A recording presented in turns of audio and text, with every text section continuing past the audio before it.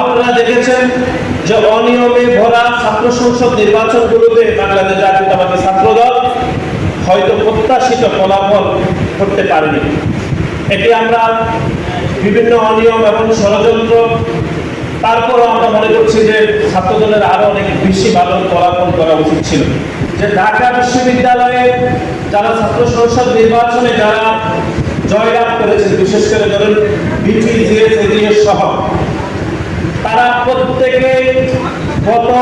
কয়েক বছর ধরে অর্থাৎ তাদের সময়কালে তারা প্রত্যেকে ঢাকা বিশ্ববিদ্যালয়ে হলে অবস্থান করেছেন এবং তৎকালীন ছাত্রলীগের রাজনীতির সাথে তারা মিলেমিশে রাজনীতি করেছেন। কিন্তু তার বিপরীতে শুধু ছাত্র দল নয়, অন্য অনেক ছাত্র সংগঠন থেকে যারা নির্বাচন করেছেন তারা কেউ হলে অবস্থান করতে পারেনি সেই ফ্যাসিবাদের বিপক্ষে রাজনীতি করার কারণে। সুতরাং ঢাকা বিশ্ববিদ্যালয়ের কাছে আমরা একদম গণঅভ্যুত্থান পরবর্তী সময় থেকে আমরা বলে আসছিলাম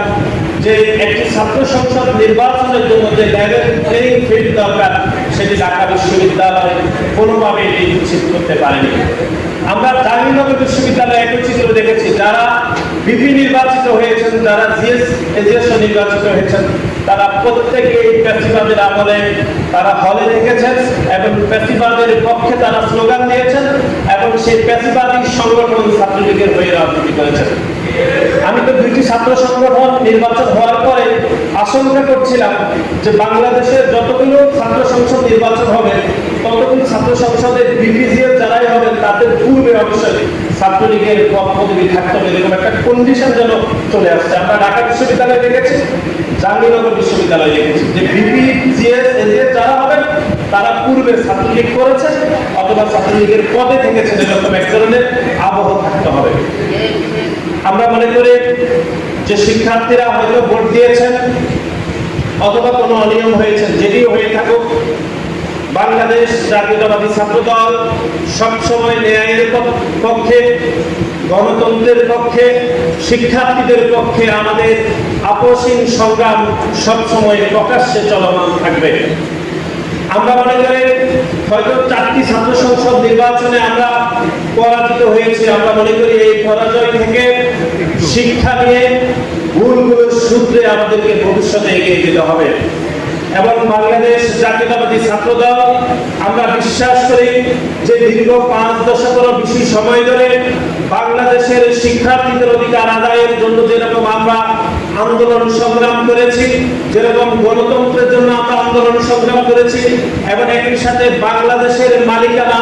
বাংলাদেশের মানুষের হাতে ফিরিয়ে দেওয়ার জন্য বাংলাদেশ জাতীয়তাবাদী ছাত্রদলের যে আন্দোলন সংগ্রামের মধ্যে আমরা রয়েছি সেই আন্দোলন সংগ্রাম ভবিষ্যতে ইনশাআল্লাহ চলমান থাকবে এবং আপনারা কেউ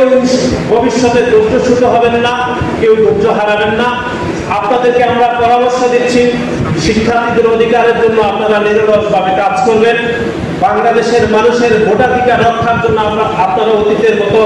ভবিষ্যতেও কাজ করবেন, কিন্তু কোনোভাবে আত্মপরিচয় লুকিয়ে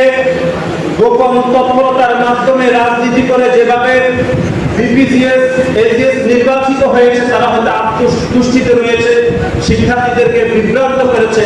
আমরা মনে করি এই সময়সীমাও খুব দ্রুতই ঘুরিয়ে আসবে এবং বাংলাদেশ জাতীয়তাবাদী ছাত্রদলের প্রতিটি নেতাকর্মী যদি